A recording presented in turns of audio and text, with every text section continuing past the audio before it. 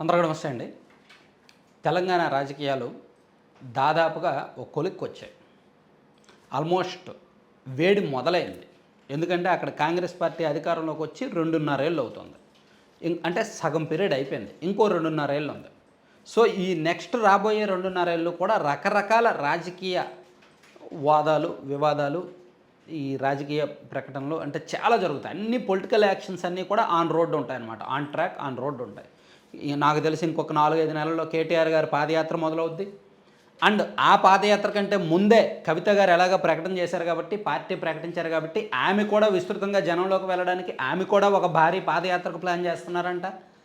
And Revanth Reddy గారు ఏదో party విజయవంతమైందని, ఏదో సంక్షేమ యాత్ర లాంటిది ఒకటి చేపట్టాలని చూస్తున్నారు. బస్సు యాత్ర ఒక భారీ స్థాయిలో.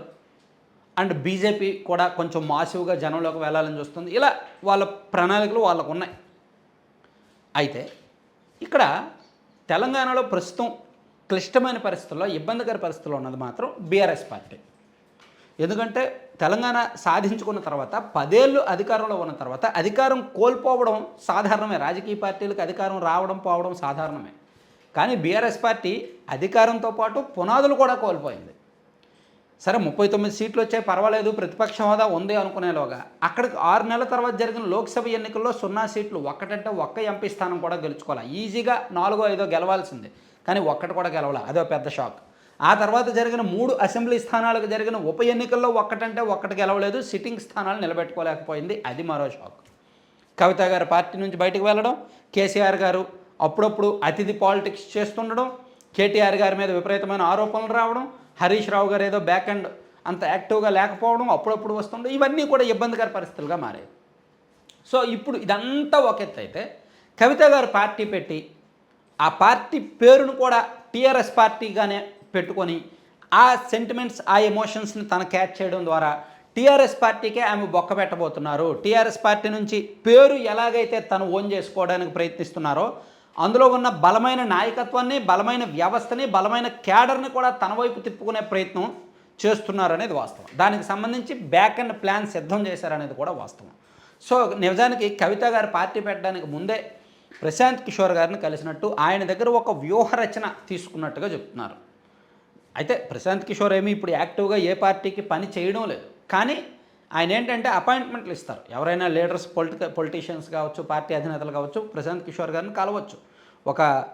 ఒక రేట్ ఫిక్స్ అయి ఉంటుంది. అరగంట మాట్లాడాలంటే అమౌంట్ ఇంతని, 1 గంట మాట్లాడాలంటే ఇంతని, ఇలా రేట్ ఫిక్స్ అయి ఉంటుంది. ఆ రేట్ చెల్లించి అతని దగ్గరికి వెళ్ళి వాళ్ళ ప్రణాళికలు, భవిష్యత్తు ప్రణాళికలు చెప్పి దానిలో మార్పులు చేర్పులు చేసుకొని ఒక ప్లాన్ ఆఫ్ యాక్షన్ ఆయన దగ్గర ఫిక్స్ చేసుకొని వచ్చి కొంతమంది ఇంప్లిమెంట్ చేస్తుంటారు. సో అలా కవిత గారు ఈ పేరు దగ్గర నుంచి బీఆర్ఎస్ పార్టీకి దెబ్బ కొట్టడమే తన లక్ష్యం. ఎందుకంటే ఆమెకు ఎంత అగ్రెసివ్ పాలిటిక్స్ చేసినా కాంగ్రెస్ పార్టీ ఓట్లు ఆమెకు రావు, బీజేపీ ఓట్లు ఆమెకు రావు. ఆమెకు వచ్చేది బీఆర్ఎస్కి పడాల్సిన ఓట్లే ఆమెకు పడతాయి. నాయకత్వం కానీ క్యాడర్ కానీ అక్కడి నుంచే వస్తుంది. సో అందుకు ఈ ఎఫెక్ట్, కవిత పార్టీ ఎఫెక్ట్ ఖచ్చితంగా కేటీఆర్ గారి నేతృత్వంలోని బీఆర్ఎస్ పార్టీ మీద ఉంటుందన్నమాట. సో దాన్ని కంట్రోల్ చేసుకోవడానికి కేటీఆర్ గారి దగ్గర యాక్షన్ ప్లాన్ ఉందా లేదా? ఉండాలి, ఖచ్చితంగా ఉండాలి. ఉండకపోతే మాత్రం దెబ్బ అయిపోతారు. ఉంటుంది. కేటీఆర్ గారు కూడా రాజకీయ చతురత తక్కువేమీ కాదు. సో వ్యవస్థ బాగానే ఉంది. సోషల్ మీడియా చాలా స్ట్రాంగ్గా ఉంది. అండ్ గ్రౌండ్ లెవెల్లో క్యాడర్ని కూడా యాక్టివేట్ చేస్తున్నారు. ఆయన పాదయాత్రకు సంబంధించి ఒక గ్రౌండ్ ప్రిపరేషన్ కూడా జరుగుతోంది. తెలంగాణ వ్యాప్తంగా 119 అసెంబ్లీ నియోజకవర్గాలు ఉంటే 80 నియోజకవర్గాలు కవర్ చేసేలా పాదయాత్ర ప్లాన్ చేస్తున్నారనమాట. కొంచెం విస్తృతంగానే, గ్రాండ్గానే ప్లాన్ చేస్తున్నారు. అండ్ ఈలోగా కేసీఆర్ గారి చేత ప్రతి జిల్లాలో కూడా బహిరంగ సభలు కూడా కొన్ని ప్లాన్ చేస్తున్నారు. సో కేసీఆర్ గారు పూర్తి స్థాయిలో యాక్టివ్గా తిరగలేకపోవచ్చు, కానీ ఆయన నోరు ఉంటుంది కదా, చాలా స్ట్రాంగ్గా మాట్లాడతారు కదా, అది మాత్రం పోదు కదా, వాళ్ళకి అది వెన్నతో పెట్టిన విద్య. కాబట్టి దాన్ని మరింత విస్తృతంగా వాడుకోవడానికి ఇంకొక 6 నెలల్లో మేబీ కొన్ని బహిరంగ సభలు అయితే భారీ స్థాయిలో ప్లాన్ చేస్తున్నారన్నమాట. సో ఇక్కడ బీఆర్ఎస్ పార్టీకి వచ్చే ఎన్నికలు ఖచ్చితంగా చావురేవో తేల్చుకోవాల్సిన సమయం. మళ్ళీ వరుసగా రెండో ఎన్నికల్లో కూడా ఓడిపోతే పార్టీ భవిష్యత్తు కష్టమవుద్ది. ఈలోగా బీజేపీ కబ్జా చేసేస్తుంది తెలంగాణ రాజకీయాలని. అందుకని వచ్చే ఎన్నికల్లో అవసరమైతే బీజేపీ, బీఆర్ఎస్ పొత్తు పెట్టుకునే అవకాశాలు ఉంటాయి.